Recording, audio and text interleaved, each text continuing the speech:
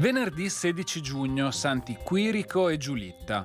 È il 167° giorno dall'inizio dell'anno, ne mancano 198 al termine.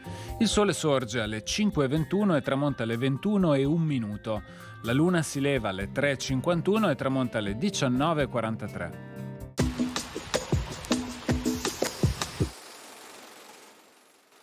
Nel golfo di Monte Santo, 34 navi turche assalgono l'armata a vela veneziana, cogliendola di sorpresa e con il vento a sfavore. Dopo 5 ore di sanguinosa battaglia, il capitano straordinario Lodovico Flangini rompe l'accerchiamento e infligge gravi perdite alle navi turche che cercano riparo nel porto di Lemno. Mortalmente ferito da un colpo di moschetto al collo, il Flangini si fa condurre sul ponte di comando della nave, il Leone Trionfante, per incitare i veneziani all'inseguimento e per morire, come gli diceva, in combattimento.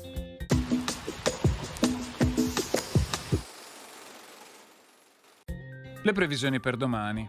Cielo in prevalenza sereno o poco nuvoloso. Di pomeriggio su rilievi e zone limitrofe a tratti parzialmente nuvoloso con alcune piogge in montagna. Temperature senza variazioni di rilievo di notte e in aumento di giorno.